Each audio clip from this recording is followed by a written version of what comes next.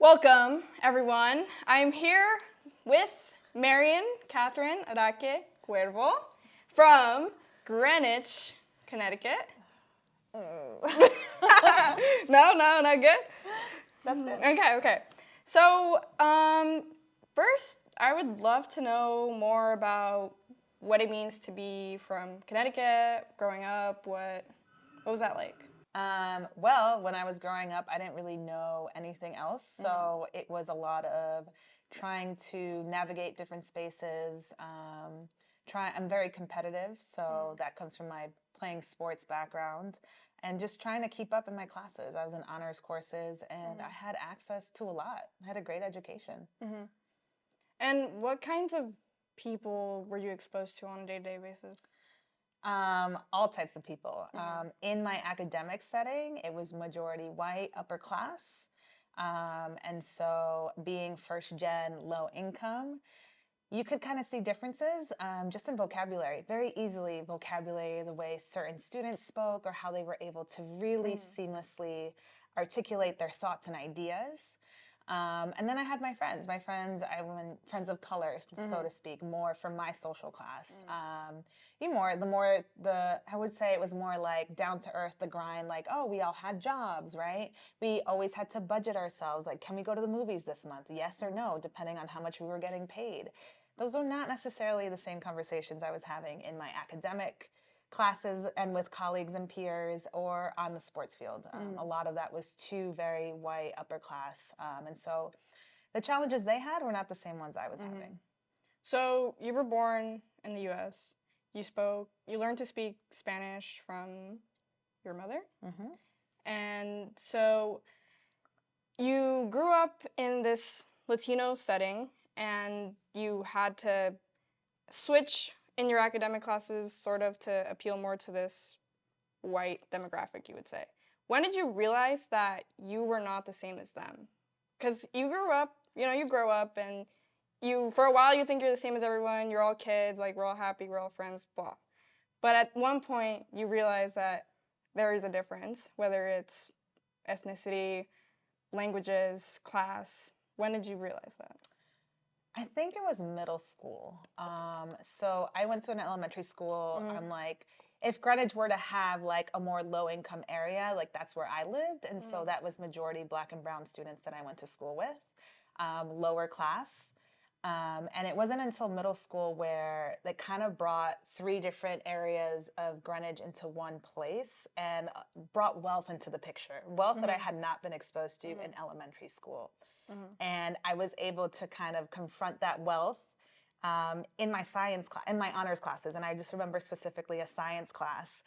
I think we were doing something on like genes and genetics, and I was paired up with this guy. I think his name was, I remember this, Alex. He had green eyes, brown hair, and he's white. Yeah. And we were, just looking at our body and like pinning the differences within us. I was like, well, there are very obvious ones. He was very light skinned, and it was all like science based. It was like an assignment? It was an assignment. It was like activity. Yeah. I don't remember. It's something around like genome and like biological features, soming like that. Like chi-squares. Yes. I don't know biology. Yeah. And so I'm just like sitting there and I'm like, wow, we are really different, like physically. And then like, I don't know. I think maybe that's like where it kind of sparked, and like that difference from elementary to middle school. Like all of a sudden I was the brown girl in the class. It didn't like bother me, but like I felt it in a different way. I was like, oh wow, like this classroom is looking different from from where I was and where I am today. So how did that make you feel? Because, well, similarly, I went to public school all my life. It was only Mexican kids. There was the occasional like one or two white kids that lived in the area that would all go to that school, and then like Black kids, Mexicans. It's really all you had. Then I went to high school, which was 60% white. No, 60% Mexican and 40% white. And, like, a small percent of everything else. So I, like same as you, I went to AP classes and, like, it was all the white kids. And I was, like, the one Mexican kid, and then there was, like, the one Black kid. And it was, for me, it was very much, like, my world is suddenly split. And it made me feel very isolated on one end. Like, my cousins would be like, oh, you're so whitewashed. Like, you know, like you like to read, you speak very well, like you're very involved in school. And then on the other side with like the white kids, it's like there were things that I couldn't do, one because my mom didn't understand, like sleeping over at people's places or like Yes, those are yeah. the worst. Yeah. So I'm wondering, how did that make you feel? Was it because you said it didn't really, you wasn't like a negative reaction at first, but like as time moved on, how did that make you feel? You know, I remember we kind of spoke about this, but I think as I think about how the brain works and how trauma works, I think there's probably blocks of things that I've kind of hidden. Mhm. And something that you just triggered for me was this idea of whiteness. I think there was a part in my journey where I aspired to be like the white girls, the Yep. skinny white Oh, girls with yep. the blonde hair. Uggs, Like when I was, Lululemons. yes. Oh, we didn't have, girl, Oh, I'm you okay. old. That did not Well, exist. for me, it was Lululemons, Uggs, Hydro Flask, scrunchies, stuff like that, yeah. I think when Tank I was, tops from yeah. Brandy Melville, stuff like that. Okay, the tank top, Yeah. Abercrombie and Okay, Fitch. yeah. I'm really dating myself right No, now. Like no, no. American Eagle, like those were Mhm, the things that were in, and I tried to fit into mhm, that. But one, I couldn't afford it, and two, like mhm, it was not my body type. I'm mhm, thick, and I'm mhm, very proud of that. mhm, White girls that I was going to school with were not as mhm, thick, and I think it was a lot of like body shaming, internalizing body shaming, especially as a girl. mhm, When I was in locker rooms, mhm. you'd undress and change Yeah. and you'd see all these things and Yeah. you'd feel very self-conscious and Yeah. I I always get wanted to be that. skinny, but I was never that. But I Mhm, was constantly, because of my academia, because of the sports I was playing, mhm, surrounded by whiteness in a very different way. And so I guess sometimes I did internalize like being less than and just like nope, like I try to push that away and try to be mhm, competitive and really mhm. push against that. But I think there's also parts of me that like kind of just in the back of my mind I've just blocked that out. And what was like some of the internal dialogues that you had with yourself and you would try to like push that away and like just push forward and like be competitive? What were like the things that would like motivate you to be competitive and not stick with these things of like, oh, I'm different. Oh, I don't fit into this. I like, you know. I think it's sports because I always played sports. I was always a minority, whether it was gender and or race. Mhm. I used to play a lot with boys, Mhm. even with my boy cousins. Like we would play and wrestle, and I think that's where I gained that confidence. And I was like, no, I'm here too. Just because I'm a girl doesn't mean I'm less than. Mhm. And so, from a very young age, being exposed to that, I was able to then translate that into Mhm. like my academic setting, my school setting. And that I think that competitive edge always drove me Mhm. because I knew that my mother had done so much to sacrifice for me and that like I needed to strive to do more. And like failure was never a fucking option, like Mhm. never on the Never.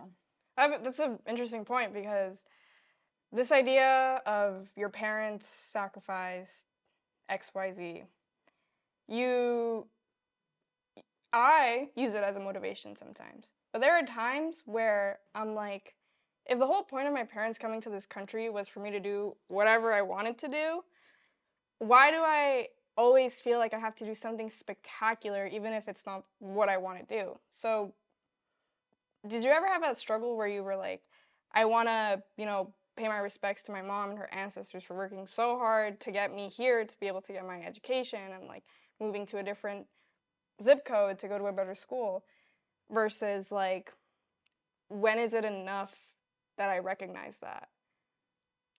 Will it ever be? How do I'm you deal with 34 that? years old and I'm never enough. And that is the internal dialogue that I have within myself. And I think it does stem from my mother.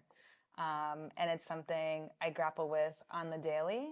Mhm. Um, but I think also recognizing the privileges that I've had, and it's like I'm so thankful that like I can give back monetarily and also like in a very educational way. And I'm still on that journey though. Like I Mhm. don't know what the right answer is there. Mhm. But yeah, I've never been enough, and like I think through therapy in the last Mhm. couple of years, I've tried to like learn how to navigate that and like Mhm. recognize that because I Mhm. didn't have the language. I think too, Mhm. you're using a lot of language that I did not understand. Mhm. I did not have folks to talk to, like my friends of color, so to speak. They would just like ostracize me because I was like always with my white friends, but I had my classes and then I had sports with them. Like that was my whole life. Mhm. And so I was never with them as much as I had used to be. So I think for me, it's like, I just didn't have the awareness. And for me, it's like failure is never an option. So if I'm here, I'm going to be here and I'm going to like go try my best to stay there. And like that competitive drive always drove me because I couldn't fail. That was never an option. But did you fail ever? I'm trying to, I mean, yeah, obviously. Yeah. But like, okay, this is a good story. I thought I was a failure when I got into Syracuse University because all of my friends who I was friends with, they all got into Ivy Leagues. And I felt so dumb and embarrassed. What? That is the level of like I got denied from Syracuse. So congrats. Thank you. Well, earlier you were talking about how your mother can't relate to your experience. And it's very hard, but for me at least, it's something that I've realized like, oh, like my mom is never going to be able to understand some of the things that I've been through because she grew up in Mexico. She grew up without a dad. She had to raise her 2 younger sisters. She got married at 18. Like, it's just a different culture. But do you think that you can relate to hers? Oh, that's a great question. I think it goes both ways. I don't know what it's like to grow up on a farm, be the second oldest of 10, move from un rancho to the city of Bogota to take care of an aunt who was sick, and give up education because there were 10 kids in the house and she had to work. I will never know that journey, right? And I will never know what it's like to just up and pick up my bags and go to another country and then try to like raise kids. She did raise kids without a language, without education, just like, hey, I'm here and I'm going to try my best. Like, I will never know that journey because I was blessed and privileged to be on the back of hers, to have all the things that I have today. So yeah, I think it goes both ways. Like, as much as she can't relate to mine, I can't relate to hers either because she gave me access to a lot more than what she ever had. Well, what can you relate to her in? Our stubbornness and being competitive and always pushing forward. Right? It's like failure is never an option. And I don't know if failure is the right word, but it's like, okay, like that happened. How do I pick myself up and get up again? Right? Like I have 2 kids to feed. Like that, I have to show up. Something my mom has told me before is like, estás triste, pero no eres tristeza. Wow, that's deep. My mom, she can tell me some good stuff, but other times I'm like, bro, like, please, like, leave me alone. Like, yesterday somebody hit me, like, rear-ended me, like, a month ago. So sorry. It's fine. Like, they're gonna pay for it in full. But, like, the thing is that, just, like, long story short, the car isn't under my name or anybody in my family. It's under somebody else's name. And I was talking to the insurance about this, and she was like, oh, you gotta go to the DMV, you gotta change the name, and then we can pay you for the car. And so I called my mom, and I was like, hey, like, I don't know what to do. Like, I've never done this before. I've never been in a car crash. Like, I've been to the DMV, but, like, I don't know what to do. And she was getting frustrated with me that I didn't know what to do and told me, call your dad. He's the one who knows. And I didn't call my dad because I still had work. So then time passed, and she calls me, and she was like, you didn't call your dad, huh? And I was like, no, but I was about to. And she was like, don't. I just talked to him. He said you have to do this, this, and this, and to use your English to defend yourself and advocate for yourself. And it's like, bro, I'm not, like, not advocating for myself. I'm not defending myself. I literally don't know what to do. Like, why are you getting mad at me? So were there ever moments where your, like, status as, like, a citizen or the fact that you speak English was used as, like, you should know what to do because you have the privilege of having grown up here, even though you don't know what to do? I think what I find now that I'm older, 34 years young, when I go back home, it's like my mother forgets how to do everything. It's like, oh, well, you're here, you can do it. And it's like, okay, well, I can do it, but when I'm not here, how are we learning together to do things, right? I think she very much leans on my brother and I, which is really interesting. It's also like a change. But that's what I've been feeling in my experience with her. It's like, oh, you're here. You can do this for me. You can do this for me. And it's kind of like I let go of all responsibility because now you're responsible for X. Um, it's almost like a parent role change, which I'm not fond of. But we're on this journey. We're working through it. So, let's see. What was the family environment at home? Like, what kind of languages did you guys speak? So, single parent household, my mom ran the ship. Like, it was her ship, her way. So Spanish. It was all Spanish. We learned English like when I was in kindergarten together, right? Yeah. My first 5 years, right? Where I remember reading. I think it was like Clifford. The ball is red, and I remember sitting down, and that was my homework for kindergarten, and we read it together. And so literally, we learned English together. I advanced a lot faster, obviously because of the privileges that I had, but we were learning together. And so it was a lot of learning together, and it was her kingdom, so her rule, and we just followed. And did you ever push back on her kingdom? Yeah, so funny. Her idea of raising kids was very top down, not very collaborative, not very like, oh, let's see, critical thinking, let's have a conversation. It's more like there was no relationship.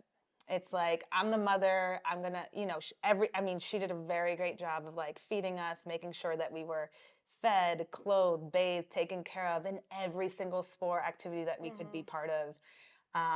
But an intimate relationship where like talking about feelings or experiences, that was never part of my experience. I saw that in some of my friends with their like mothers or dads. Which friends? White upper echelon friends.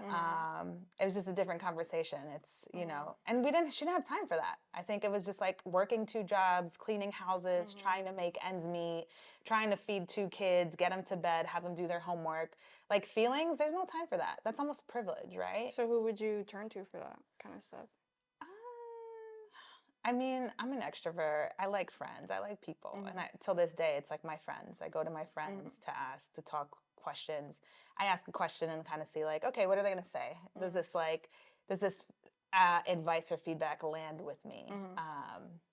But I would not say that's my parent or my mom is where I would go for that kind of emotional support.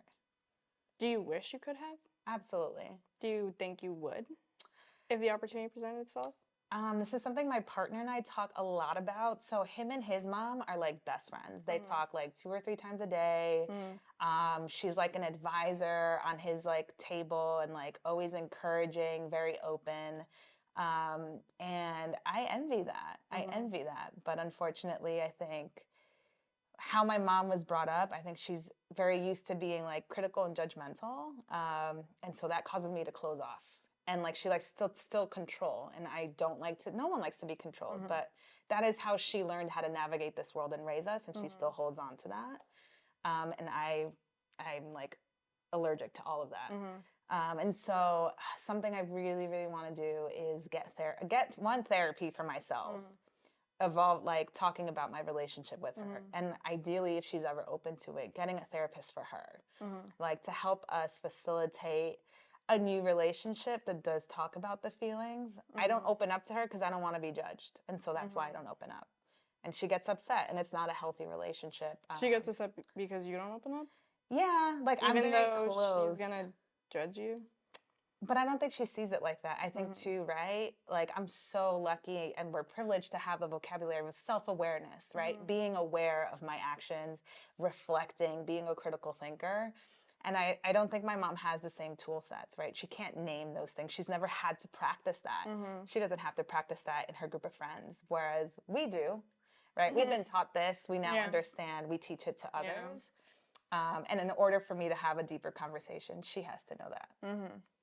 Yeah. So earlier, again, on your mom still. We'll get over the mom talk soon, but because moms play a big role. They do. And my mom will not let me forget that. So you say that she put on you what she wanted you to be. Did you ever put on her what you wanted her to be? Why are they so deep? I mean, that's Yeah. I no. I've never thought about that. I think what I have noticed through therapy is like when I am with her, I go back to like my 10-year-old self, Mhm. and I'm not able to really be the 34-year-old grown woman I am. And so the way that I show up for her is very different. It's almost like I forget half of everything we've been talking about, and I don't use the skills and knowledge that I have because there's like friction or trauma, whatever it may be, trauma, years of generational, right? Mhm. Or times That where like like, puts you back in that like yes. 10-year-old mind of like And I I have now to. know that. I'm Yeah. very aware, but it's very hard for me to disconnect Mhm. because I get triggered and like I want to facilitate a stronger Mhm. relationship, but I need help. That's why I need therapy. Mhm. Is this a conversation you have with your brother ever? Oh no. No. My brother's very different.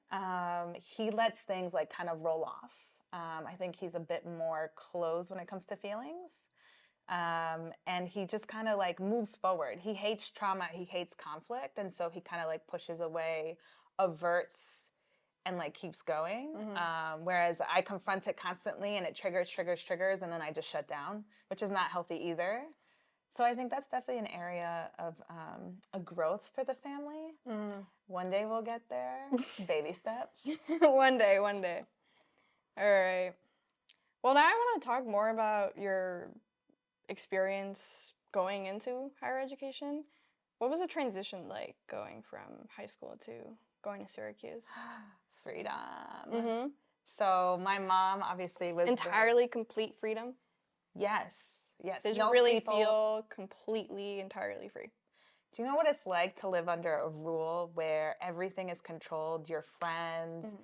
right? The phone calls, the Mm-hmm. where are you, your Mm-hmm. curfews, right? All of that. Mm-hmm. So to go from that to nothing, and like me running my own schedule, going to bed when I want to go, eating what I want to eat, Mm-hmm. it was such a different shift. And I think like college for me, a lot of that was that experience, coupled with like navigating people, different Mm-hmm. types of people, navigating different spaces. It's like, Mm-hmm. okay, again, like I'm a chameleon. I'm a social chameleon. Mm-hmm. Who do I need to be in order to resonate in this group or have X conversations, Yeah. etc.? Was that like an immediate switch? Because for me, it totally wasn't. But also, I started college like the very year of COVID, where they were like, "Stay in your dorm, don't go out," Oh, you know. But for me, I struggled a lot with like because similar to you, I was under this like big rule of law of like my mom would tell me what to do. She would tell me like if you don't do this, this is gonna happen. Like I need you to do that. Like so when I went to college, like that was gone. So it was like, well, what do I do? What am I supposed to do? Did you ever feel that? no. No. I love to control my life. I'm trying to think. It was just so cool. I had Yeah. my own space. Like boys were on my floor. I was like, oh my God, like what's happening? Like all the gossip you and like I think I became a little bit like my mom. I was like, oh my God, I'm such a judgmental bitch. Like, so and so did Mm. this. Like, all the gossip, everyone's business. Mhm. So I love that. Like, that was Mhm. like, oh my God, what is this new sense of freedom? And finding my crew. I don't recall that part. I Okay. recall like feeling very much in control and like loving that. It's like, Okay. ooh, me. So did you? What didn't feel in control? Oh man, I failed out of my engineering Mhm. class. Like I thought I'd be cute. And I was like, I want to make money. I want to be an Mhm. engineer because they make good money. Mhm. And I'm a Latina, I'm, woman of color. Like I'm gonna get in and they're gonna accept me. I was The like, yeah, script. right. And so they accepted me, but was I able to stay there? No, I did not come in with like 5 to 6 years of computer science background. I had nothing. Mhm. And I was competing and sitting next to folks who knew what the hell they were doing, knew the language, had some kind of background. Mhm. And I failed out. And that was a really, really tough. First of all dudes in all my classes, which is like fine, whatever. I played soccer with a lot of guys. But I had no access to language. Mhm. I had no idea how to communicate. I didn't understand half the things that they were telling me. And I just kind of had to figure it out. And I'm just not that kind of learner. And so I learned very quickly that this was not for me, but I try to hang on and then finally realize it's not. I'm going to fail out. Did you take your failure as a hit to your ability? Absolutely. And how did you Absolutely. overcome that?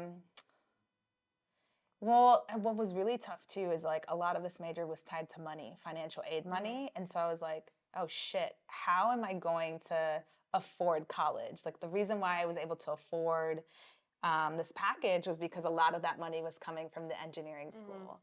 And so I had a moment of like panic. I was like, oh my God, I'm going to fail out. I remember I picked up a job.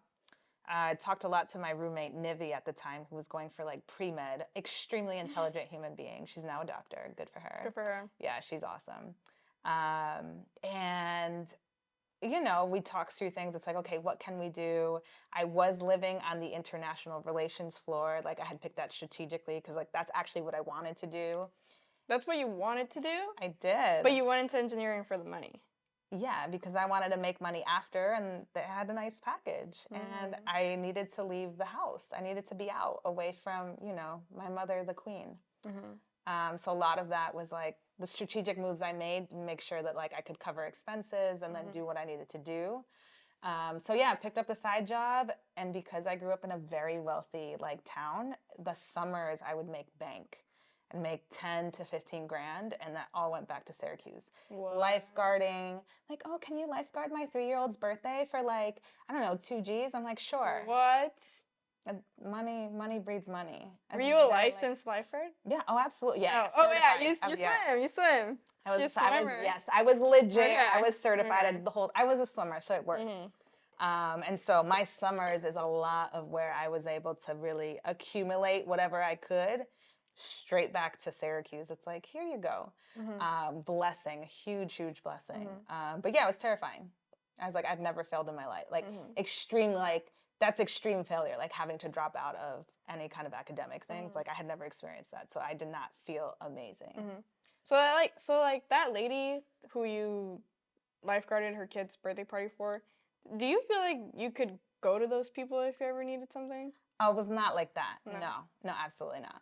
No, those are just people like, I was there, they needed a need, I could fill the need, and so it's a mutual kind of relationship, and it's like a one and done thing. What about some of the honor kids from your high school? Do you think you could, or like their families, do you think you could ever go back to them and be like, hey? Now? No. You didn't keep those relationships? I've kept them. What was interesting is that when you start to become better educated, and I remember we would come back together every like December break, and I started to have conversations around them. I was all about like social justice, racial equity, right? Being who I am. And I was in education, I was working in low income communities, and we'd start to have these conversations, and I'd start to see ideas, thoughts, and comments being made that just did not align. And I was like, oh, that's a little racist. Actually, like. Did you call them out? No, because I didn't know how to. Again, I was learning, right, the vocabulary to be like, that's a microaggression, and explain why that's a microaggression, right? Like, I think in today's society, because of George Floyd, everything that's happened throughout the pandemic, social media, right, social media, we now have conversations and there's language. While I was growing up, I saw these things, I didn't know how to articulate them. And so I stayed quiet, and also like, I'd be at their houses. So like, I didn't want to stir a fight. I was like, okay, clearly we're misaligned. And so I think naturally over some of those like gatherings, I just realized like, you're not my people, and that's okay. And you were part of my journey. I think there's one or two that I still connect with every now and then. We're in very different places, but again, who I am and what I care about and how I see the world is very different from them. And the way they speak about things is not certain. It's not someone I want to hang out with today in time, for better or for worse. So if you couldn't go to some of the people you grew up with for guidance, who were some of the mentors in your life? Oh, that's a great question. Professors and folks that I worked with. I think one of my biggest mentors, and the reason why I moved to California, Oakland, California to be exact, is Danny. He was a principal at one of the schools I was working at in Cambridge. And Mass? black male, huh? Cambridge? It was Prospect Hill Academy, charter school, K-12. He was a middle school principal, or the high school principal. I can't remember. One of the principals. And it was like one of my first jobs and learning like what it is to politic, right? What are politics? What does it mean? And I remember sitting in meetings and just watching how sometimes they would throw him under the bus, or there'd be like these unspoken, I don't know how to explain it, unspoken situations where it was very clear that like, you're black and brown and like that's really nice that you have these opinions, but we're gonna go this way. And it wasn't in your face, but you could see, you could feel it as a person of color. It's very discreetly done. I don't know how to explain this. Your ideas were like kind of like set aside. Yeah, so I would propose just because policy. you were.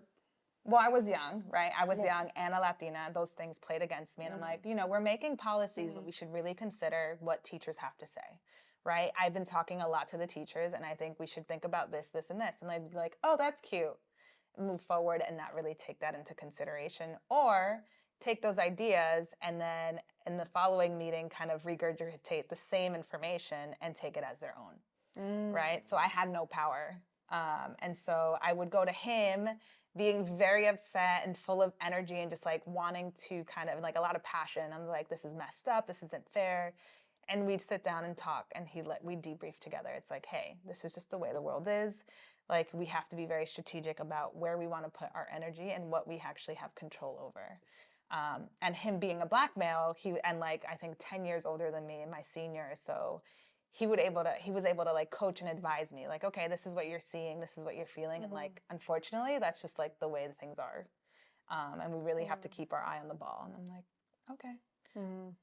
So he was a really big person, and then they're just folks in and out, like through a lot of professional and internship opportunities that were people I could lean on throughout the way when it came to like professional, like how do I strategize for the next job? What does this mean? What does this look like? What should I consider? And so yeah. I see. So since you grew up around a lot of money in Greenwich, Connecticut, and being exposed to those kinds of environments, how did that shape your view of what it means to be financially stable and what it means to accumulate personal wealth? Oh God, these are so deep. Because to me, growing up in those settings made me want to never be anything like that. To never prioritize money. Interesting. I never wanted to be poor. I think, and still this day, I have a scarcity mindset, like this fear of like maybe being poor again, but like that's absolutely fucking impossible. And really? I have to, yes. You think about it, we are educated. Think about our parents' journey, right? What they did and what they were able to do with less than half of what we have today. I do wonder that. And so for me, it's like I have to constantly remind myself. It's like, no. More can be done with less. Yes. I was very lucky to have a 4-month sabbatical, like without a job. Terrifying, right? And there was like somewhat of like a sense of like, oh, is this right? Should I do this? I feel guilty for not working. But I've been so burnt out and through these like really toxic environments, and that's a privilege my mother could never have, right? And so just realizing that's like, no, like I've saved money. I am very intelligent, and I have 2 degrees. And I have 12 years of work experience. I'm a catch, right? I'm gonna take this time off, even though the market is crazy, right? All these layoffs, it's very competitive and very hard. But for me, it's just remembering that like, I have to constantly, like, you cannot be poor again. You have to literally try to be poor at this point. And like remembering that, but I still struggle with that scarcity mindset here and there. But learning how to value my mental health. Like I got a massive, for the last 4 years, right? I've had a 6-figure salary, but it cost me my mental health. And I've gotten the most money, best benefits at the cost of me. And like, I'm starting to like learn what that journey is. I'm recognizing the privilege that it's been to like have that, and then also take a break. And I can't remember, but yeah, I think for me, it's like, I want to be wealthy too, but wealth for me looks very different. It's not just a monetary thing. It's like, I can do what I want with my time. I can give back to those I care about with the resources that I have. And that's what wealth means to me. And like growing up in wealth, I was just like, I want to feel comfortable too. I don't want to have to think about what is the next meal that has to be on the table. And that's so that part of that scarcity mindset comes with like money, food, roof over my head. Those are things I no longer have to worry about in the same way. And so like I saw that in my peers. I never even like that vernacular of like, oh, what are we having for dinner? Is there dinner today? Like they would never have that. But that was a conversation in my household. And so I never want to be a part of that. And so I aspired to like not have those challenges and those worries on my shoulders ever again. Yeah. Yeah, well, you do mention that, you made your money at the expense of you. What do you recommend then? To prioritize you and maybe not put yourself in those situations where it's going to bring you more money, but at the cost of like your morals, your mental health, your relationships. Like what if you had to tell somebody, like if you had to tell me, what should I prioritize? Like working at the company I do now, like I make money for an intern, but I don't love it. And it makes me like really, really sad some days. So what should I prioritize? Should I prioritize me or should I prioritize the money? Okay.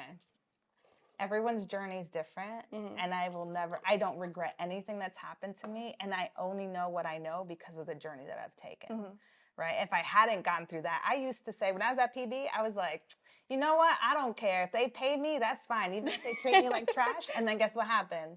I got treated like trash, but I got paid though, and I hated it, even though I used to think like I'd be fine.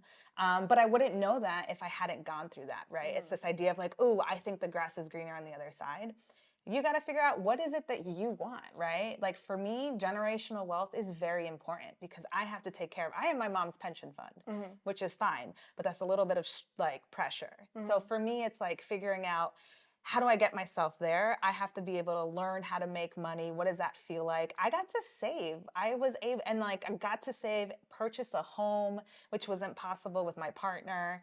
And those were things I never thought I could actually achieve. And so I'd say like, sometimes you gotta go through the toxic. You have to go and get that money and lose yourself to then find yourself again. So I think it's okay. And I encourage you to like go through this experience and then reflect on it and see like, what is really important for me? You just don't know until you go through it. And so I wouldn't be here today saying these things had I not had that experience. And I don't regret it. It sucked. It cost me a lot.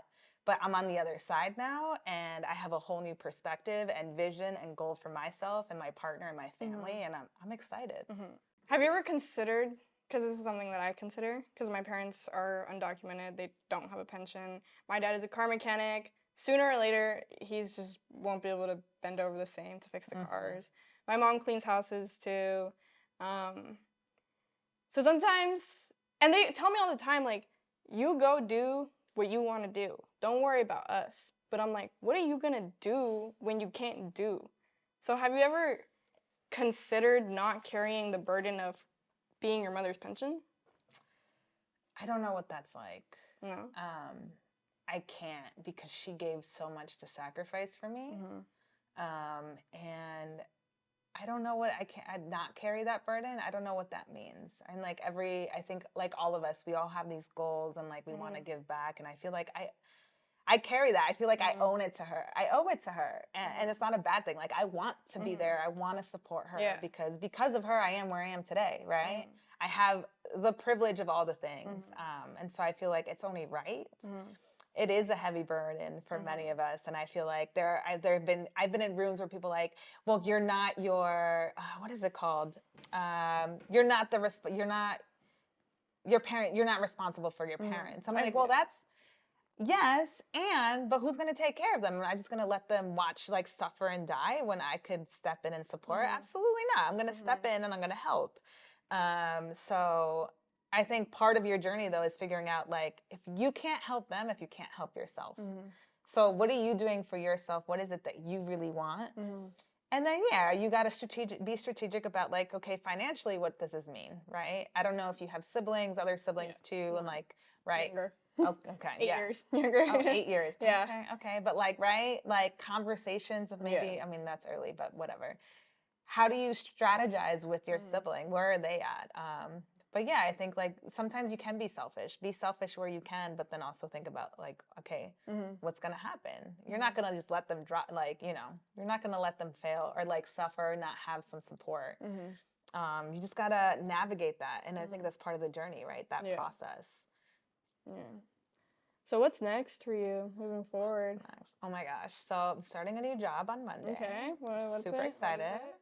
So working with Black and Brown small business owners, supporting them through building and scaling their businesses. Okay. Is there a name? Yes, SO Ventures. So yeah, I'm just excited to give back to the community. I really believe in the power of mobilizing communities. During the pandemic, a lot of small businesses were shut down, and they're really important when you think of. They're at the pinnacle of what community means, Yeah. and so I'm just excited to continue learning, exploring, and I hope one day to acquire a small business. What'd you do? What'd you do? Well, what I'm really worried about, or what I really care about, is just the numbers. So the numbers, I wanna kind of take over, acquire a business that has been doing work for like 20 plus years, right? Because that, to me, secures that they've been doing something good and right. Whether that's, nothing sexy, car wash, laundromat, construction company. Sexy. Yeah. I was like, but if it's making money and it's putting resources and it's giving people work, and it can help me build continuous generational wealth and the pension fund that I have carrying on the back of my shoulders, then so be it. That's cash flow. And you know what? I'm here for it. I'm tired of depending on W-2s, which is your employer, W-2. And I want to be in control of like the money that I make. I don't want to be dependent on an employer to give me my benefits. Respond. Right. I want to have the choice. Yeah. This job tomorrow, then I can leave because I'm making my own money over here. Yeah. And if I decide I want to come back into the workforce, then I want to decide that too. But I want to have that power and flexibility of ownership in my life.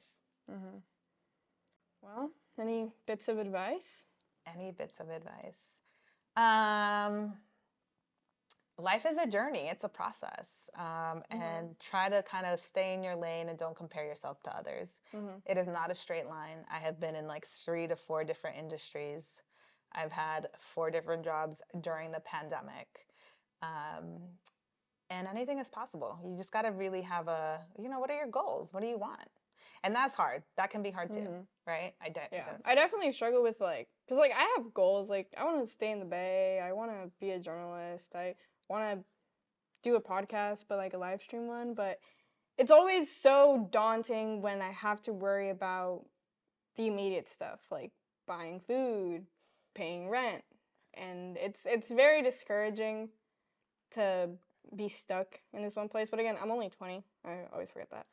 You got time. Yeah, but it's those things that I feel make a difference for people who are in this pivot point, these like struggles of like, should I go to college or should I just go get a job and pay the bills? So, yeah. Why not both, right? You're going to have to sacrifice. Yeah. But why not both, right? Like, how can you find a job that can take care of your bills and then on your downtime, you work on what is right for you, right? Kind of test it out. Is this going to work? Can I make this a livable wage? But it takes work. And it takes energy. Yes. Which nowadays is very lacking. You know you're talking to a 34-year-old, right? 20 years old? You should try being 20 nowadays. We are the generation with the least amount of wealth after millennials. That's fine, but what does that have to do with energy? You got energy. It just means that the money, it's not trickling down. You got to find ways. We do have to find ways. It's just very difficult. And it's very energy consuming, is what I'm saying. This is true. We should continue talking. We should. Yes. I really appreciate it. I have many thoughts and ideas as you're bringing this up. Okay. It's never easy for anyone, I'll tell you We can make an episode 2. Yeah. I love it. All right, well, thank you very much, everyone, for joining the first installment of the First Gen Co podcast with... Thank you. With? Marion Araque. You missed the middle name. Oh, Catherine. Catherine Araque. Thank you. All right, thank you. Thank you.